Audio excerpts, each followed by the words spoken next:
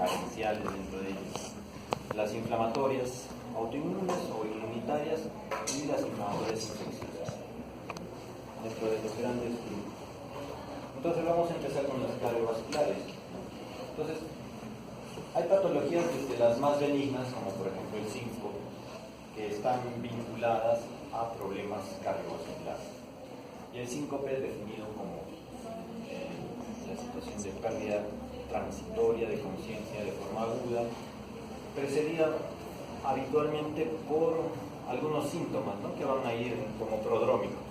Pero en el caso del síncope cardiogénico, a veces no es precedida por ningún otro síntoma que llame la atención, porque se presenta inclusive en reposo, en sedestación o en declive. Entonces, el famoso síndrome de Stokes-Adams, ¿no?, o el síncope de origen cardiogénico originado por un problema del ritmo cardíaco, una paradas cardíacas, las embolias, ¿no?, que van a dar en eventos vasculares de tipo isquémico, enfermedades cardíacas congénitas, adquiridas, aquellas que cursan con defectos del septo o de las válvulas, que van a ser situaciones potencialmente formadoras de trombos, coágulos y potencialmente embolígenas, ¿no?, que van a ir a dar al árbol vascular cerebral, ocluyendo cualquiera de estos territorios, dando las manifestaciones como en un stroke isquémico. Secundarias a ciertos procedimientos quirúrgicos o diagnósticos inclusive. Los cateterismos que ingresan, por ejemplo, por vía femoral para diagnosticar algún problema vascular, ¿no?, de tipo malformación arteriovenosa, ¿no?, intracerebral o en otra parte de la economía, es pasible de poder producir, ¿no?, desprendimiento de placas ateromatosas, sobre todo en pacientes de edad avanzada, y estas placas eventualmente al desprenderse funcionan como émbolos y que van a ocluir vasos de menor calibre a distancia, produciéndose también y el uso de medicación anticoagulante que va a cursar con problemas de complicaciones hemorrágicas. Dentro de las vasculitis sistémicas también podemos enumerar una gran lista, ¿no?, que han visto seguramente en reumatología, y algunas de ellas van a tener expresión en el sistema nervioso central o una correlación, ¿no?, con la coexistencia de problemas dentro del sistema nervioso central y a nivel del resto de la economía. Algunas que han sido catalogadas como vasculitis de grandes vasos, medianos vasos, ¿no?, la granulomatosis de Wegener, por ejemplo, Charles Strauss, la vasculitis eosinofílica, ¿no?, etc. Dentro de estas vasculitis sistémicas, por ejemplo, asociadas a infecciones crónicas como tuberculosis, sífilis, dando manifestaciones también meningo o vasculares, ¿no? Dentro de la neurosífilis, por ejemplo, una categoría de esta a nivel meningovascular es la manifestación de infartos lacunares en territorios distintos, como con parches, producto de una vasculitis debida a estas infecciones crónicas, ¿no? Esto es relativamente frecuente observar en pacientes, por ejemplo, que están cursando con una tuberculosis del sistema nervioso central. Y dentro de las vasculitis primarias porque primero se definen porque están confinadas al sistema nervioso central. Y antiguamente se describía como pues, de origen idiopático, ¿no?, desconocido, pero muchas de estas están vinculadas a enfermedades de tipo infeccioso viral, ¿no? Entonces, algunas infecciones virales en el sistema nervioso central pueden causar con vasculitis y sigue siendo llamada vasculitis primaria del sistema nervioso central, un poco de su mecanismo. Y el tratamiento también es con glucocorticoides o impulsos o altas dosis asociadas a inmunomoduladores. Dentro de los síndromes paraneoplásicos va a haber vinculación también con enfermedades, por ejemplo, a nivel pulmonar, las encefalitis límbicas o de la personalidad que se asocia con el cáncer de mama, enfermedad de Hodgkin, por ejemplo, ¿no?, con cierto tipo de anticuerpos que pueden ser dosables, manifestándose como, por ejemplo, el síndrome de Lamberito, que viene a ser un síndrome miasteniforme, un síndrome que puede estar como que relacionado en cuanto a la semejanza clínica con la miastenia gravis. Una persona que cursa con fatigabilidad, entre comillas, pero que a diferencia de la miastenia gravis, esta mejora con el ejercicio, ¿no?, paulatino.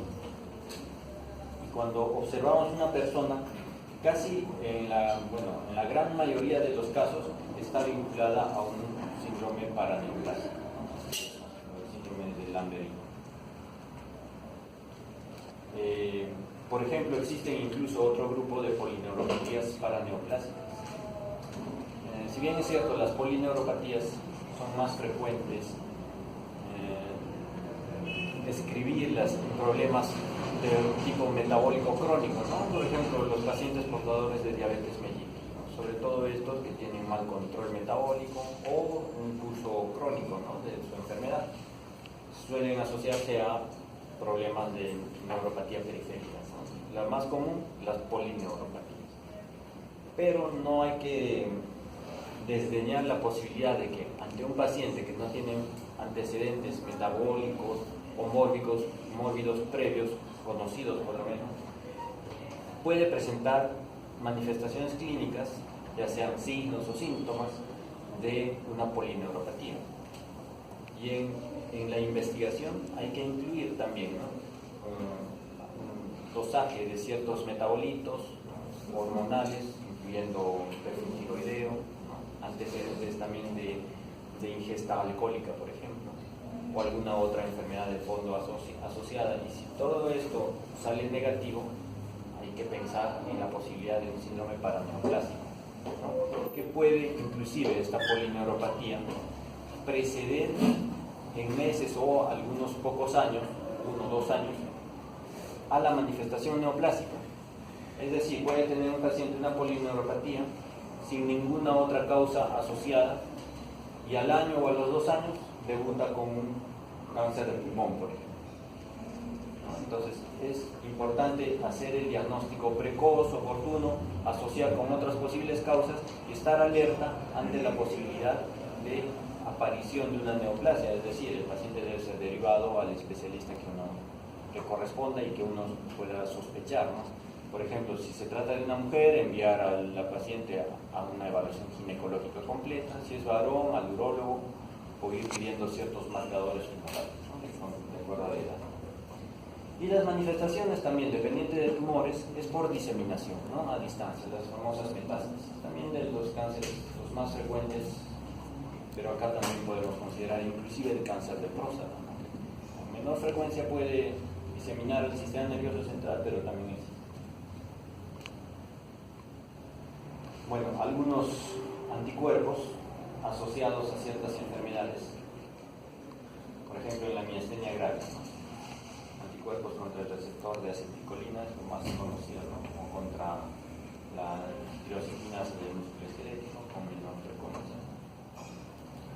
Su síndrome clínico que ustedes ya saben, ¿no?, de fatigabilidad, ¿no?, incluyendo la musculatura vulvar, el síndrome miasténico de Lamberino, y aquí observamos la proporción, la frecuencia y su asociación con cierto tipo específico de tumor.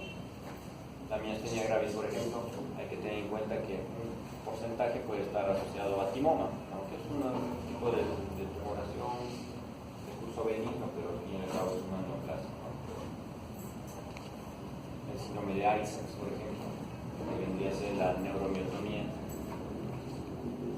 y otros con menos frecuencia, pero es importante tenerlos en cuenta porque en el contexto de un síndrome paraneoplásico, ¿no?, del cáncer de ovario, por ejemplo.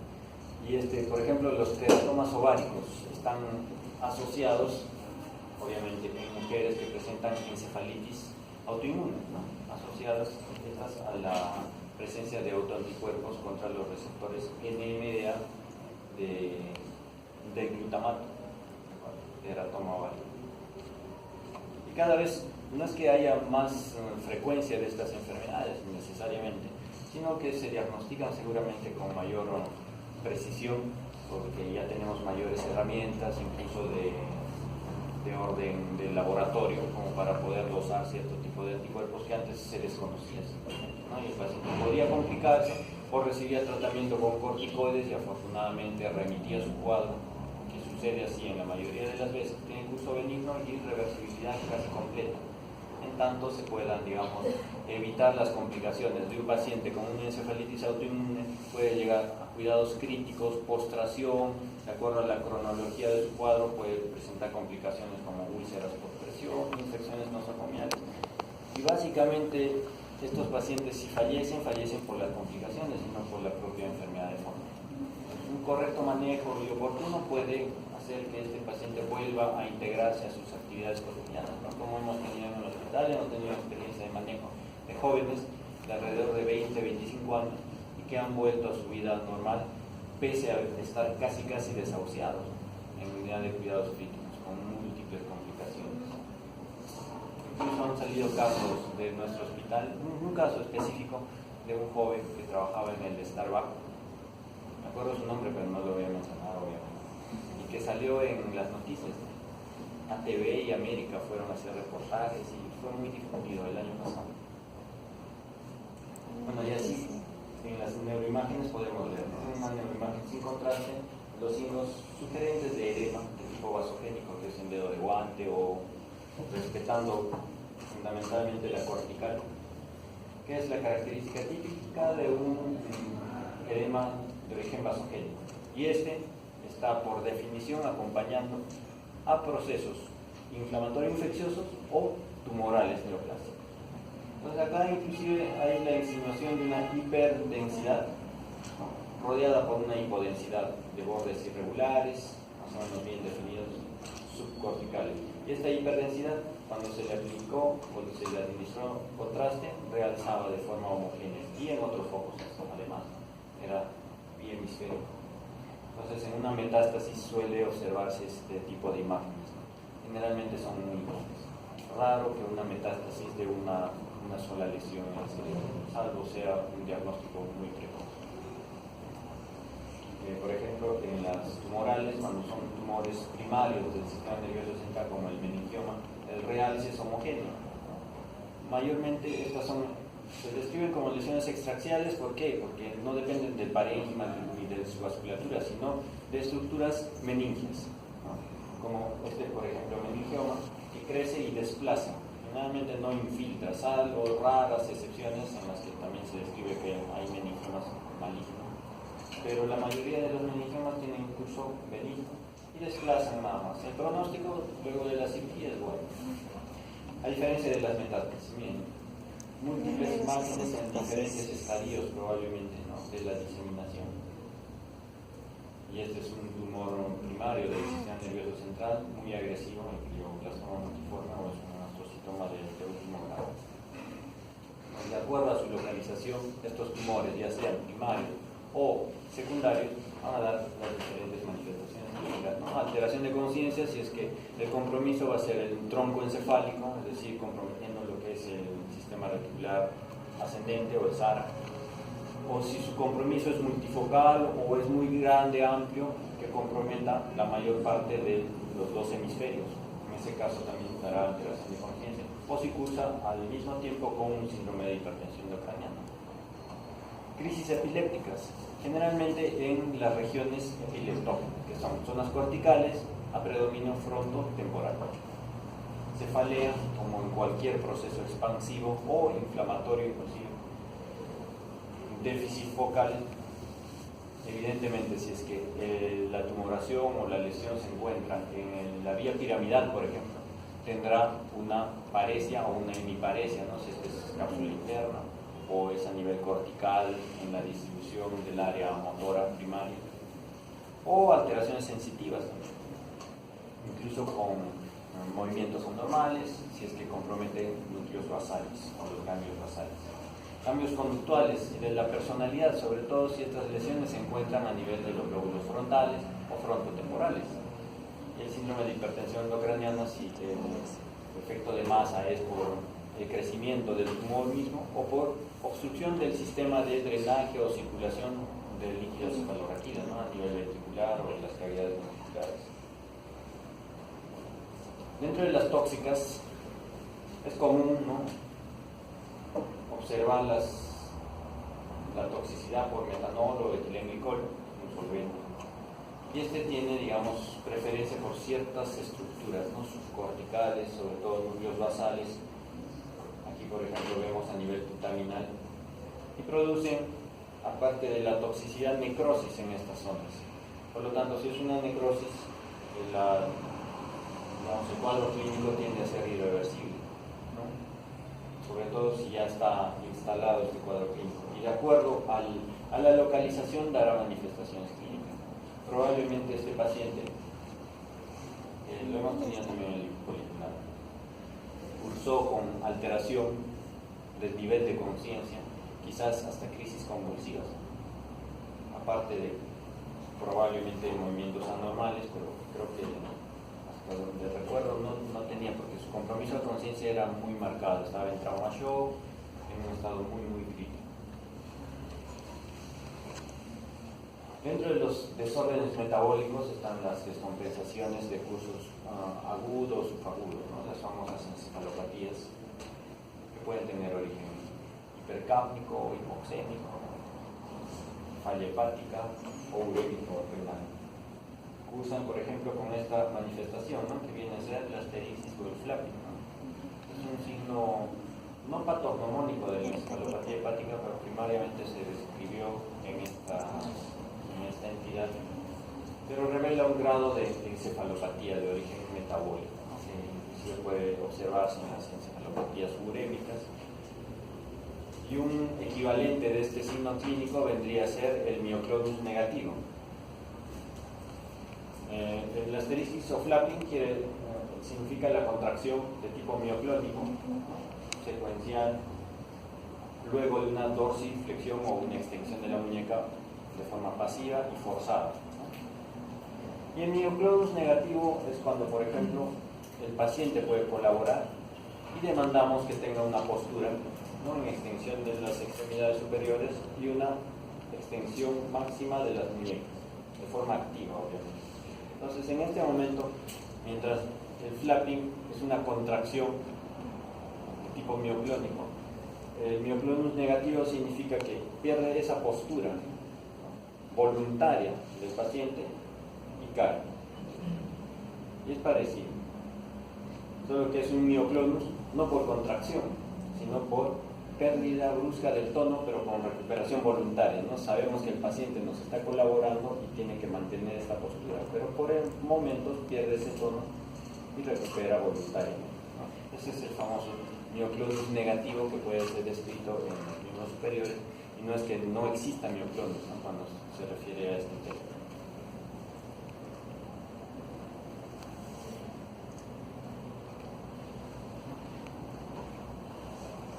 Acá, por ejemplo, en la resonancia observamos que hay una hiperseñal a nivel de los núcleos pálidos, son parte de los lenticulares.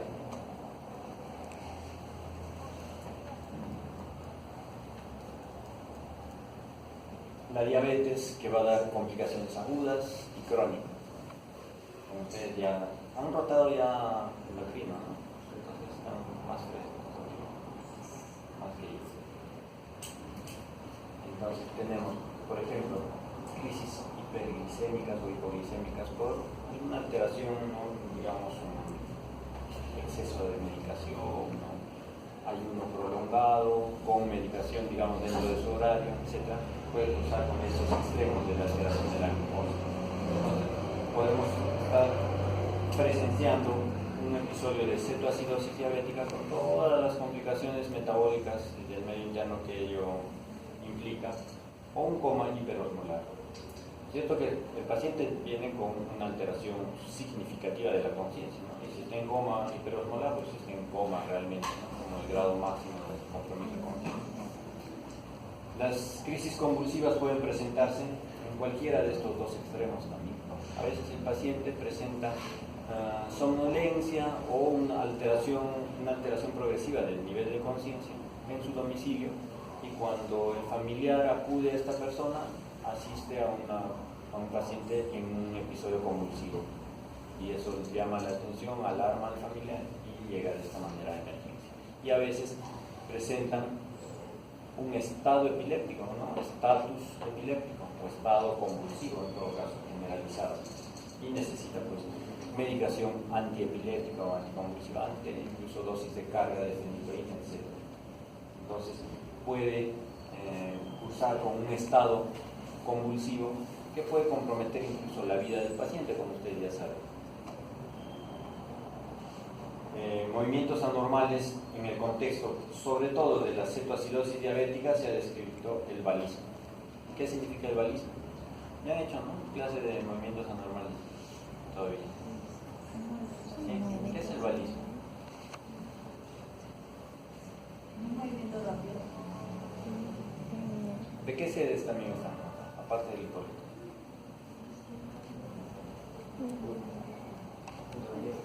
Rebariático. ¿Con qué doctor estás tratando?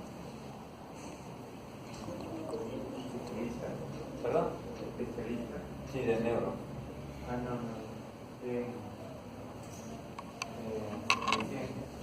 Interna. Todavía no. Todavía no. Es igual que en el hipólito. Trabajan con medicina interna y también con neuro. Parecido. Otra sede, 2 de mayo. ¿Ya han rotado con neurología o todavía en medicina interna? Recién. Para eludir la pregunta, todos en medicina interna. Menos a quienes conocen. Bueno, el balismo es un movimiento anormal, evidentemente, ¿no? Que se caracteriza por movimiento rápido. Ya, pero ¿y qué diferencia al balismo, por ejemplo, de un temblor? ¿El temblor es rápido? Sí. Ya. Entonces, yo podría decir balismo igual a temblor. No. Entonces, ¿en qué vamos diferenciando estos dos movimientos?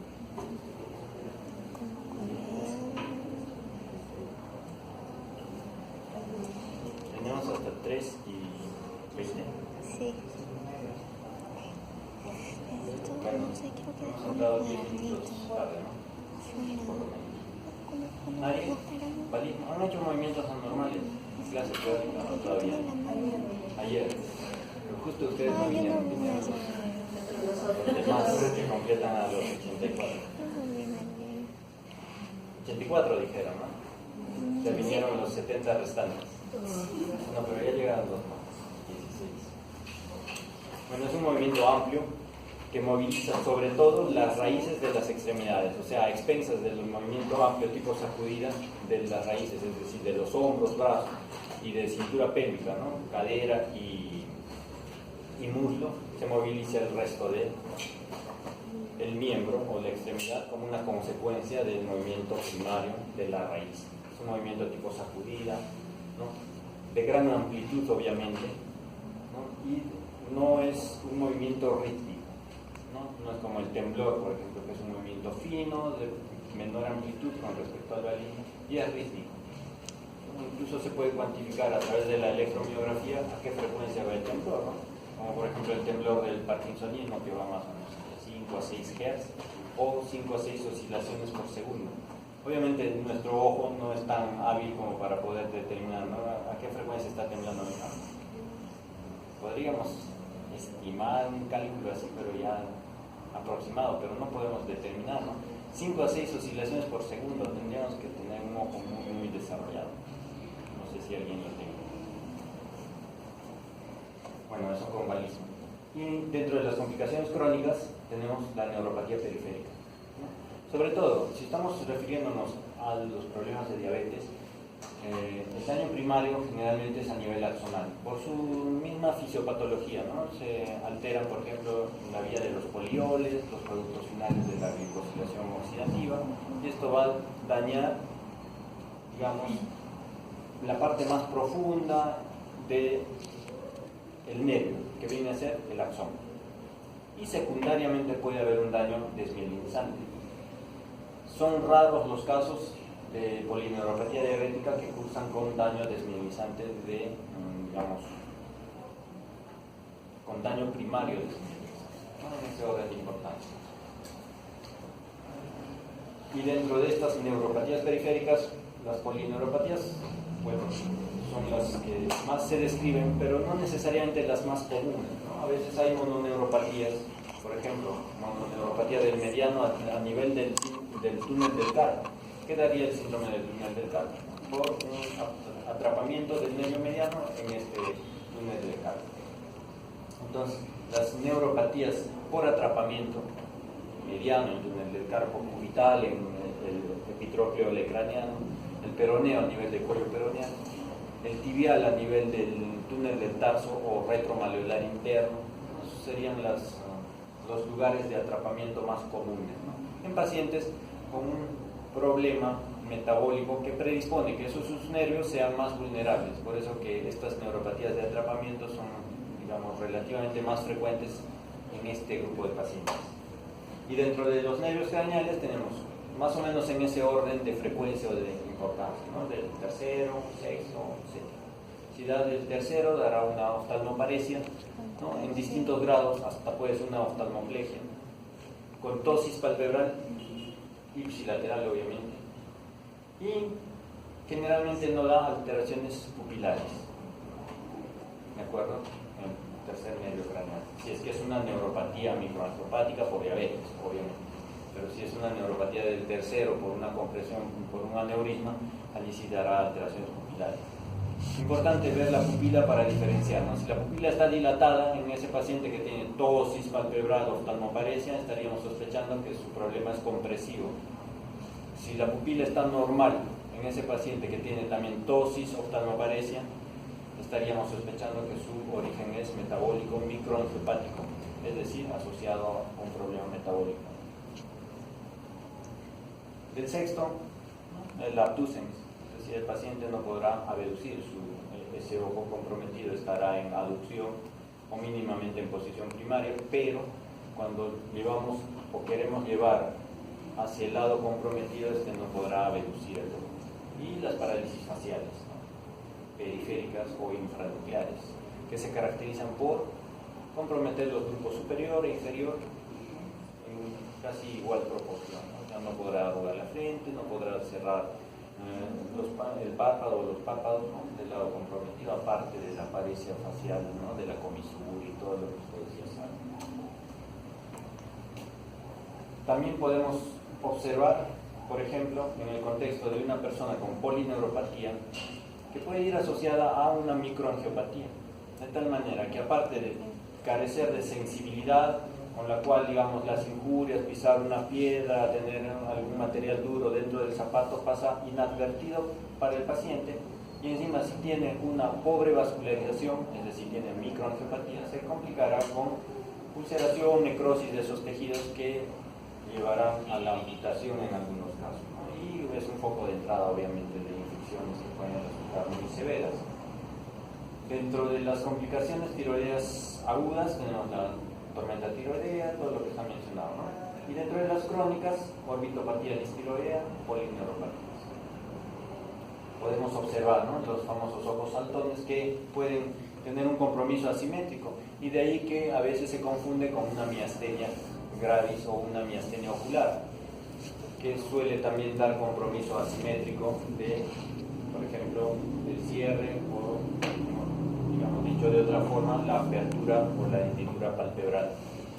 Lo único que tenemos que hacer aquí es la exploración pasiva, es decir, cómo está en posición primaria esa mirada del paciente. Realizamos la exploración de la motilidad ocular y palpebral. ¿Y por qué se produce la proptosis o el exoptalmos? Porque hay acúmulo de material mucopolisacárido, proliferación de fibroblastos, ¿no? A nivel del tejido conectivo intraorbitario que involucra la grasa y también el tejido muscular, ¿no? Muscular. Entonces, todo este material se acumula, va a producir, aparte del propio efecto de masa, disfunción de la contractilidad muscular, por lo tanto presentará bajo estos dos mecanismos una alteración de la motilidad ocular. Este paciente algunas veces, porque la proporción del compromiso no siempre es simétrica, ¿de acuerdo? Algunas veces presentará incluso desconjugación de la mirada y como consecuencia de ello presentará diplopia. En casos más extremos, vean aquí en la parte del ángulo de la órbita, por donde está ingresando el nervio óptico, puede sufrir este último una compresión mecánica y daño crónico y a veces irreversible, lo que llevará progresivamente a la instalación de una alteración de la agudeza visual, alteración de la visión en colores y finalmente a amaurosis. ¿De acuerdo? Entonces, es importante frente a este tipo de complicaciones el diagnóstico oportuno para que, corrigiendo el problema metabólico, podemos prolongar la aparición o perpetuar este tipo de complicaciones. Y cuando ya se presentaron, incluso la decisión quirúrgica puede ser recomendable para evitar lo más catastrófico en este caso, que viene a ser el daño del nervio óptico y perder la visión, ¿no? Porque finalmente la consecuencia estética puede ser sobrellevada, inclusive peor el paciente, ¿no? Pero también hay que desdeñar la posibilidad de ulceración corneal al no poder ocluir completamente esa hendidura palpebral. Pero este paciente a veces prefiere vivir, ¿no?, con úlcera corneal que le produce dolor ya, pero prefiere preservar su visión. Ustedes le dan a elegir: ¿tú prefieres vivir con un dolor en el ojo, te arde, pero ves, o prefieres no ver? ¿No? Entonces, perder la visión es muy catastrófico, ¿no? Hay que pensar en esas complicaciones. Las glándulas suprarrenales también va a dar complicaciones agudas que pueden cursar con incluso alteración del nivel de conciencia en sus distintos niveles o estratos, hasta un coma igualmente. Y las complicaciones a largo plazo, aparte de las manifestaciones dérmicas, ¿no?, del tejido subcutáneo, pueden cursar con, bueno, dentro del contexto del síndrome de Cushing, ansiedad, agitación, insomnio, euforia, psicosis. Entonces, muchos de estos pacientes pueden ser subdiagnosticados y estar debutando con problemas neuropsiquiátricos.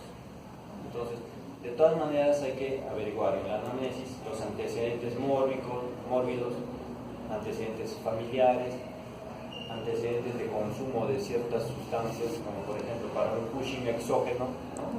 Es importante, ¿no? Un paciente, por ejemplo, en el curso de una artritis reumatoide que está utilizando corticoides por mucho tiempo, ¿no?, y empieza a debutar con problemas de ansiedad, agitación, tiene este tipo de estrías abdominales, entonces puede estar haciendo un Cushing exógeno.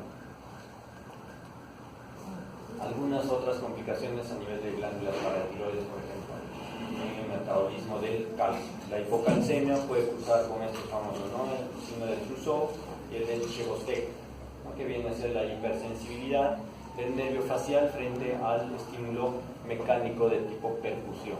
Entonces se produce una contractilidad sostenida de los músculos de cara a estimular. Y otro tipo de complicaciones que no se ven pero se pueden manifestarse clínicamente, sobre todo de manera insidiosa, son las calcificaciones a nivel de las profundidades del encéfalo, ¿no? Núcleos basales, pero no solamente esto, sino a nivel, por ejemplo, occipital, y como vamos a ver más adelante, otro tipo de, digamos, depósitos a nivel frontal, subcortical, incluso occipital, tronco encefálico. Y dependiendo de esta distribución, las manifestaciones clínicas van a ser variadas, ¿no?, como tienen a la derecha. Esta paciente tenía aproximadamente 49-50 años, y ya cursaba con hipofonía, ataxia, incoordinación motora, tenía alteraciones cognitivas muy marcadas, tenía labilidad emocional dentro de los trastornos afectivos, ansiedad, llanto inmotivado, incontinencia emocional. Aquí está hipofonía, también hipofonía. Entonces, esta era su imagen. Y eran calcificaciones, y cuando se hizo la investigación tenía pues un hipoparatiroidismo. Pero una vez que se producen las calcificaciones, es decir, el depósito de calcio, esto ya no se reabsorbe, ¿no?, habitualmente.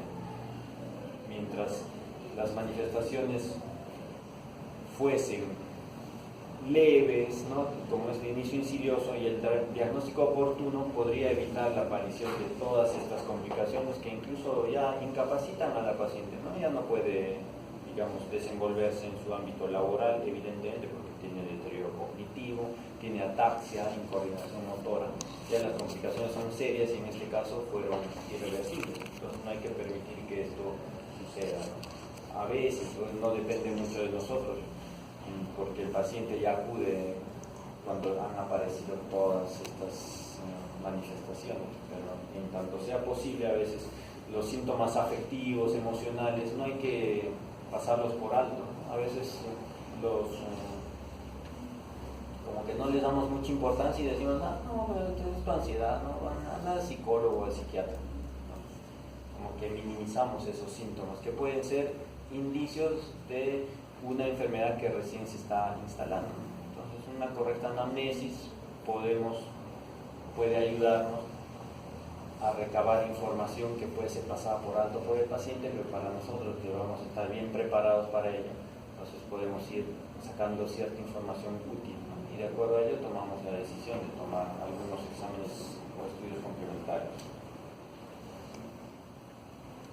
Alteraciones hidroelectrolíticas, igual, ¿no?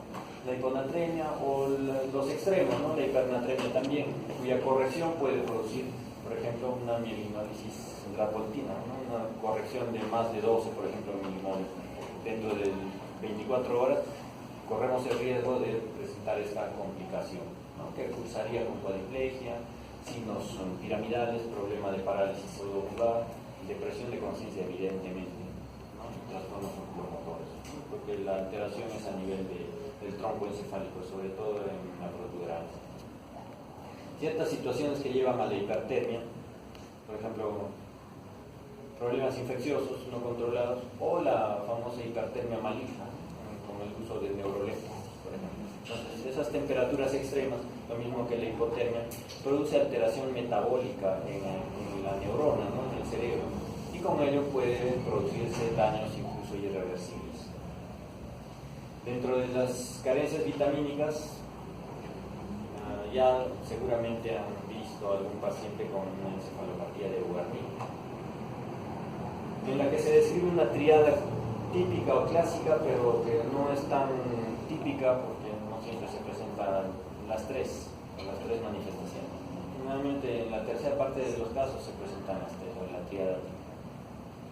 Pero es importante tener en cuenta porque en el contexto de un paciente con pobre ingesta alimentaria, generalmente en pacientes con consumo crónico de alcohol, y cuya consecuencia también lleva a la pobre ingesta alimentaria y deficiencia de tiamina, pueden cursar con oftalmoparesia, alteración, por ejemplo, presentan diplopia, ataxia y alteraciones neurocognitivas, ¿no? Deterioro cognitivo y o alteraciones psiquiátricas, ¿no? El paciente puede estar, digamos, fuera de su basal, ¿no?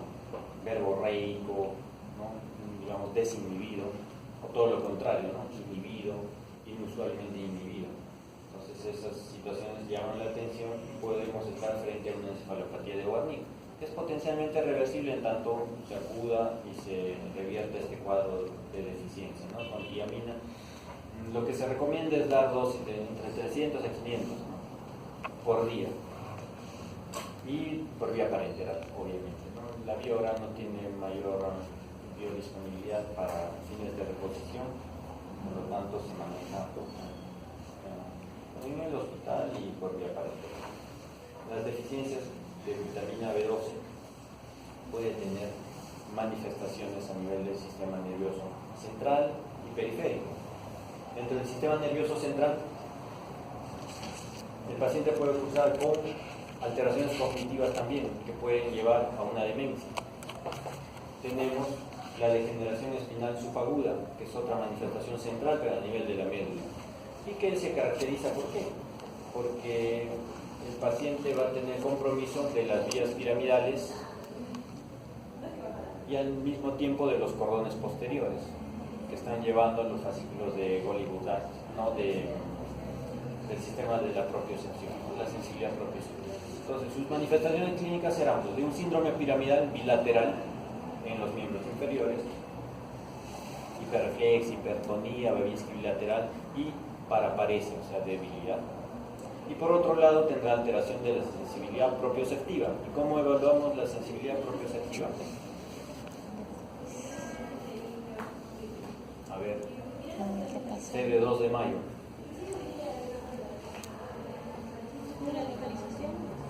Porque ya todos han rotado semiología, así que así estén con médico internista en este momento, pero semiología ya rotaba.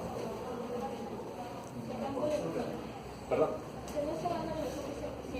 Ya cerrando los ojos y pidiéndole que localice el lugar donde se le está haciendo el lugar. Ya, puede ser, pero eso es una manera muy indirecta. Tendría que tener más precisión esa pregunta o esa demanda que le hacemos al paciente.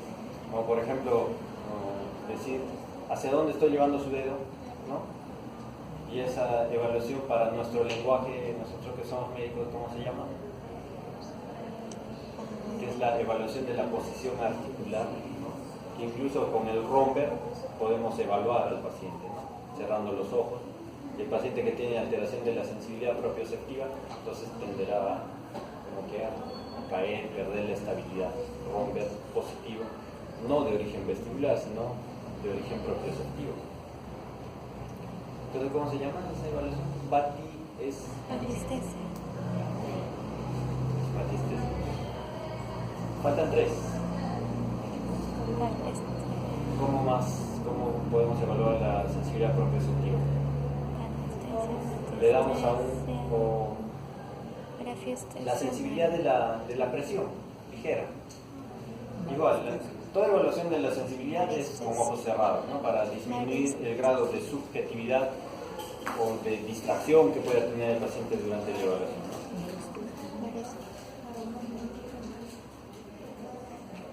Barognosia, no, es barestesia. Baro, presión. Estesia, sensibilidad.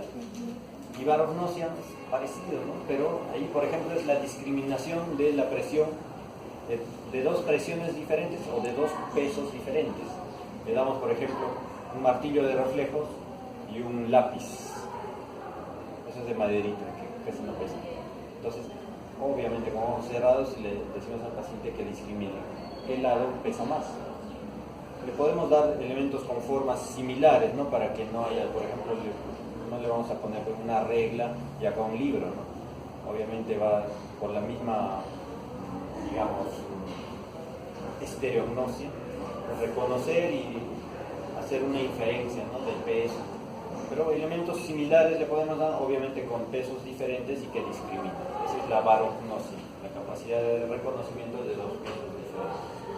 Y la última, y que se evalúa creo que con más frecuencia, no térmica, más profesor, es la sensibilidad general. ¿No hay otra clase a continuación o sí?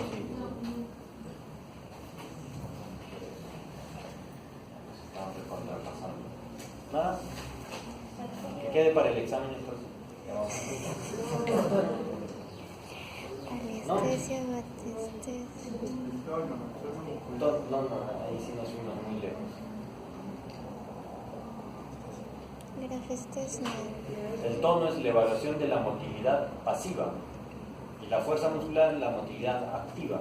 Pero los dos son motilidades, nada que tiene que ver pues, con la sensibilidad. Cuando usamos el diapasón, la sensibilidad vibratoria o palestesia, ¿no? Algunas complicaciones, ¿no? Por ejemplo, la toxicidad del alcohol va íntimamente relacionada con su concentración sérica y de acuerdo a ello va a tener manifestaciones desde las más leves hasta las más profundas, ¿no? Que puede causar inclusive la muerte. Y también con la alteración de los núcleos basales, como hemos visto, causando eventualmente necrosis, ¿no? Contaminada, la que en este caso de los núcleos caudados y el cutágeno. Algunos fármacos. Bueno, en el contexto ya no viene a ser tanto de enfermedades sistémicas, pero sí, estas enfermedades sistémicas pueden conllevar el uso de ciertos fármacos, ¿no? De forma crónica, y estos per se producir algunas manifestaciones, ¿no? Desde, por ejemplo, que pueden producir ataxia o hasta atrofia cerebelosa, algunos fármacos que están íntimamente relacionados o asociados con la producción de polineuropatías, por ejemplo, dentro de las drogas antituberculosas, la isoniazida es una de las que está más íntimamente relacionada con esta, o por ejemplo, el etambutol, que puede asociarse a neuritis o neuropatías ópticas en general, ¿no? Algunas drogas de la serie de los aminoglucósidos que pueden usar con ototoxicidad, muchas veces irreversible, ¿no? Usan con hipoacusia o llevan después. Dentro de las infecciosas, ya casi para acabar, tenemos las dos crónicas, dentro de este grupo más comúnmente vinculadas con manifestaciones neurológicas. Tenemos, por ejemplo, diferentes secuencias de resonancia para identificar granuloma. En este caso puede ser un granuloma de origen tuberculoso, por ejemplo. Resonancia, una tomografía. Y en la neurosífilis, una enfermedad que puede ser, digamos, con manifestaciones primarias, ¿no? Como el famoso chancro sifilítico, lesiones que ustedes conocen. La sífilis latente, la latente precoz, latente tardía, la sífilis terciaria, por ejemplo. Y antiguamente se describía, ¿no? Sífilis terciaria, neurosífilis. Era casi la asociación porque presentaba la famosa tabes dorsal, que en la actualidad ya no se ve mucho, ¿no?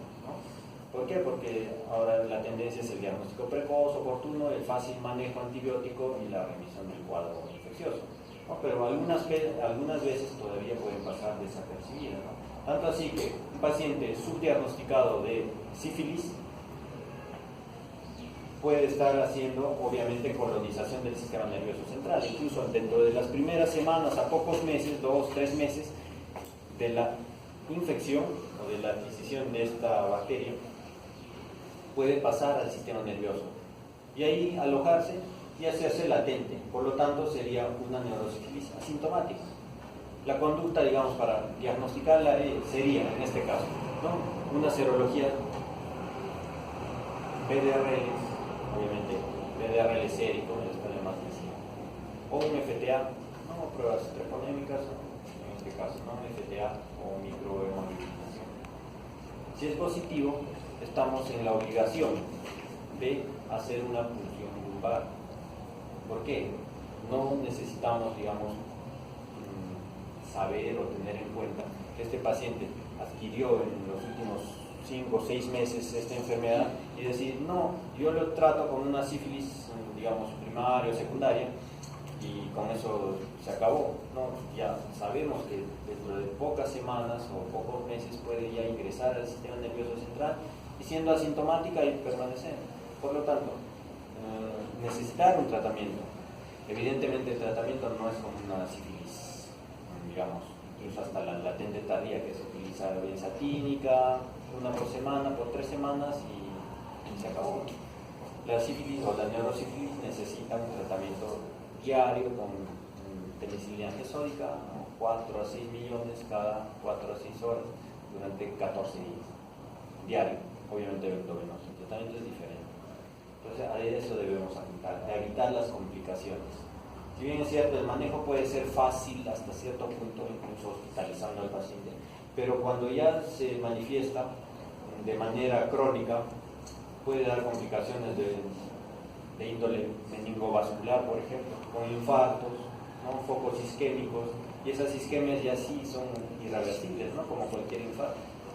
Y potencialmente a este paciente podemos asistirlo ya en su etapa de secuela, ¿no? Una hemiparesia, con una marcha paética, discapacidad, ¿no? Entonces pérdida del trabajo, del empleo, entonces todo lo que ello conlleva.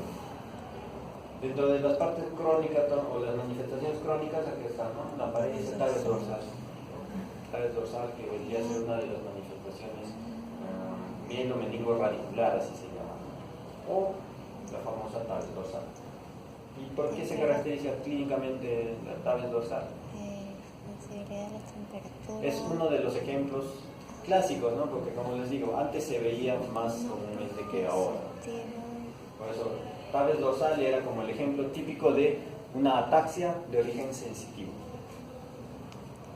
¿Y a qué se refiere la ataxia de origen sensitivo? A la gloria.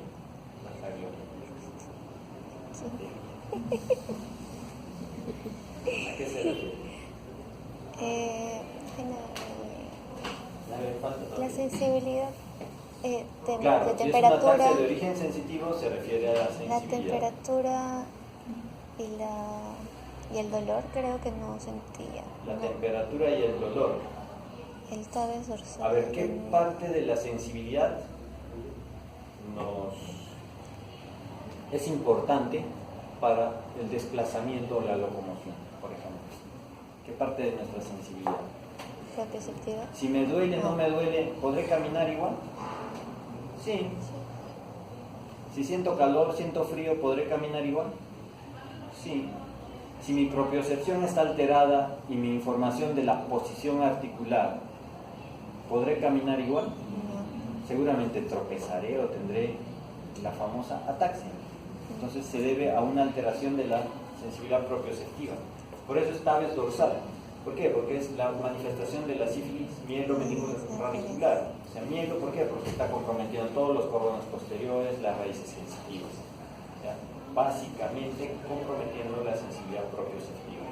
Y el paciente con tabes dorsal tiene una marcha atáxica, nuevamente mencionado, taloneante, porque al perder la sensibilidad propioceptiva en este ámbito de la posición articular, no va a medir la distancia. Normalmente cuando nos desplazamos, levantamos el pie a una determinada altura para proyectarlo hacia adelante y depositar el talón, ¿no?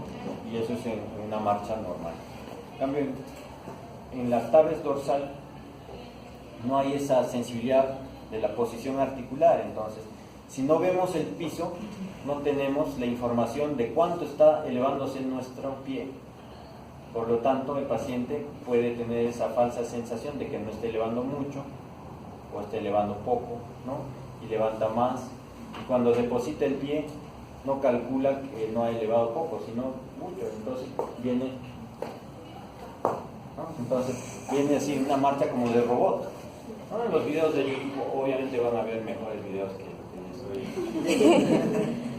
ya, entonces esa es la famosa ataxia sensitiva, que puede presentarse en algunas polineuropatías avanzadas, inclusive la polineuropatía diabética, porque recuerden que es polineuropatía, puede comprometer fibras motoras, sensitivas y dentro de ellas las propioceptivas, pero en una polineuropatía diabética avanzada no solamente tendrá, digamos, una ataxia sensitiva, sino también seguramente compromiso motor, por lo tanto pie equino, y como que se distorsionaría la marcha, digamos, puramente atáxica sensitiva. Bueno, sí, ¿no? Todas estas manifestaciones podemos describirlas. Vamos a mencionarlas solamente. El complejo de demencia-sida, sabemos que la infección por VIH per se puede producir un deterioro cognoscitivo. Y cuando este deterioro cognoscitivo ya tiene un impacto real en la vida, como vamos a ver en la clase del 27, demencia, ¿no? Entonces, cuando ya tiene un impacto en la vida cotidiana del paciente, laboral, social, familiar, se denominaría demencia. Y ese complejo demencia-sida es un término acuñado hace algún tiempo y se refiere a este deterioro cognitivo asociado a la infección por el VIH. Algunas neoplasias primarias del sistema nervioso central, los linfomas, de acuerdo a su localización, presentarán la focalidad neurológica que corresponde. Infecciones oportunistas, ¿no? Por ejemplo, las fúngicas, criptocócica, meningitis criptocócica que causa como cefalea, alteración de conciencia, hipertensión endocraniana. Citomegalovirus, que puede colonizar el sistema nervioso central tanto encefálico como medular. Y si es medular, sobre todo a nivel inferior o caudal, ¿no? El cono medular, caudequina. Virus herpes, igual, puede producir encefalitis o meningoencefalitis. Las neuropatías periféricas asociadas a el mismo virus del SIDA, o sea, la misma enfermedad puede cursar con instalación de una polineuropatía también de tipo axonal crónica, o puede estar asociado también al mismo tratamiento, al targa, ¿no? Algunos fármacos de targa pueden estar asociados con la producción de neuropatía periférica, de tipo polineuropatía. Neurosífilis, con una enfermedad también oportunista, ¿no? Un paciente con infección por VIH, recordemos que la neurosífilis, si en un paciente, una persona inmunocompetente puede cursar como asintomática, entonces en un paciente con infección por VIH, con mayor razón puede colonizar el sistema nervioso y está al principio asintomático y después hacerse manifiesta. Entonces, en un paciente también con VIH es casi mandatorio descartar la infección por sífilis. Otras enfermedades, como por ejemplo la colonización del virus JC, ¿no?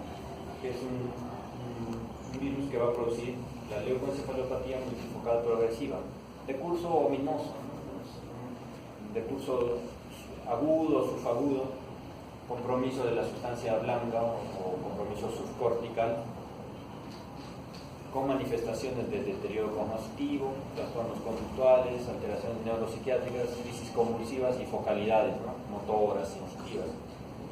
¿Ya? Multifocal progresiva, ¿por qué? Porque abarca múltiples ámbitos del encéfalo.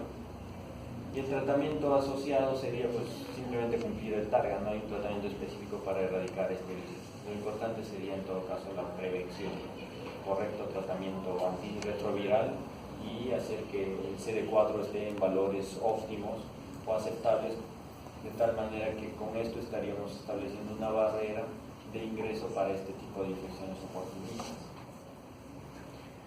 Y de por medio están pues, ¿no? los trastornos psicológicos que la misma enfermedad puede producir, ¿no? Como impacto social, emocional en el paciente, o alteraciones neuropsiquiátricas asociadas a esto primero, ¿no? El complejo de demencia-SIDA también. Eventos cerebrovasculares también, estos pacientes tienen como que un factor de riesgo adicional por ser portadores de esta enfermedad y eventualmente ser portadores también de alguna infección oportunista, dentro de ellas neurosífilis, y esta a su vez producir vasculitis infecciosas. Y acá también podemos mencionar, si es que no está mencionada, la tuberculosis, ¿no? Como otra infección oportunista. Toxoplasma dentro de algunos parásitos y la mielopatía vacuolar, ¿no? Un paciente igual, ¿no? Infección con VIH, en fase SIDA, y presenta una mielopatía espinal aguda. Y en el curso de, digamos, de los estudios podemos encontrar gran destrucción o características quísticas multiloculadas, ¿no? De la médula espinal, ¿no? Con probable destrucción de la misma, y a lo que denominaríamos la mielopatía vacuolar, que está, digamos, su origen es la misma infección por el VIH y su curso es muy agresivo. Todavía más las colagenopatías dentro de las inflamatorias de origen no infeccioso. Ya, el mismo lupus puede cursar con alteraciones neuropsiquiátricas, la psicosis lúpica, tener en cuenta en este caso, ante la aparición de manifestaciones de esta índole, hay que descartar de todas maneras la infección del sistema nervioso central. Es decir, cuando un paciente que está con lupus presenta este tipo de trastornos, puede ser una disyuntiva, ¿no? O la psicosis lúpica, que dentro de los criterios de Ailes o de Sledai, ¿no? Un puntaje de 8 y más, seguramente con los demás hallazgos, es decir, criterios para pulsos de metilprednisolona.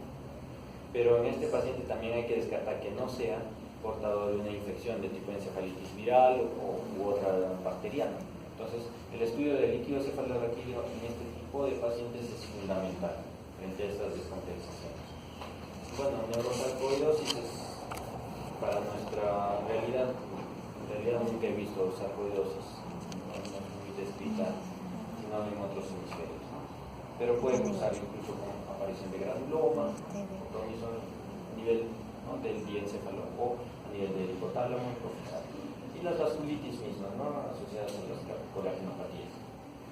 Las dermatológicas o manifestaciones neurocutáneas, ¿no? O las famosas facomatosis, ahí tenemos la neurofibromatosis, que seguramente son temas ya de revisión individual, esclerosis tuberosa, que pueden cursar también con manifestaciones epilépticas, síndrome de Sturge-Weber o angiomatosis encefalotrigeminal, precisamente porque presentan angiomas o alguna malformación vascular a nivel del encéfalo. Y trigeminal, ¿por qué? Su manifestación cutánea va a ser con esas manchas de tipo vino porto, ¿no? Las que se describen en territorio trigeminal, cualquiera de los tres territorios, B1, B2, B3. Con Hippel-Lindau es aquella angiomatosis cerebelo-retiniana. Igual, en el cerebelo, la malformación vascular a nivel del sistema nervioso central y en la retina. Frente a este tipo de pacientes hay que hacer una indagación más exhaustiva. Si tenemos un paciente con, digamos, algunas lesiones en territorio trigeminal, sería, digamos, importante descartar alguna malformación vascular y estar alerta ante su posible ruptura, porque a veces el paciente hace su vida normal, de pronto pierde la conciencia, convulsiona, llega a la emergencia y un evento hemorrágico. ¿Cuál fue la causa? Seguramente una malformación vascular, pero que se rompió. Entonces, un estudio de vasos en estos pacientes particularmente que tienen ya manifestaciones cutáneas, ¿no? Podemos sospechar que tiene alguna correlación con el sistema nervioso central. Incluso hay otras más raras, ¿no? Como el síndrome de Koch, que viene a ser una malformación vascular espinal, y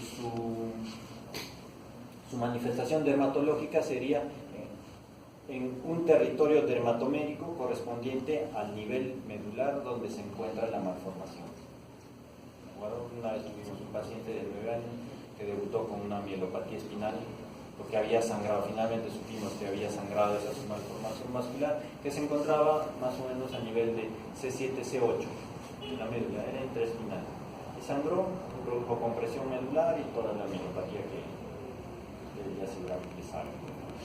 Y su manifestación cutánea era una manchita de nacimiento a nivel posterior al brazo, una mancha violácea, ni siquiera era sobrelevada, simplemente una mancha. Y se determinó que era un síndrome de Koch, COBB. Pueden revisar ahí. ¿No? ¿Alguna pregunta? ¿Nada? ¿Sugerencia? ¿Queja? Ese no era el tema. Yo ya tocaba el mes 27.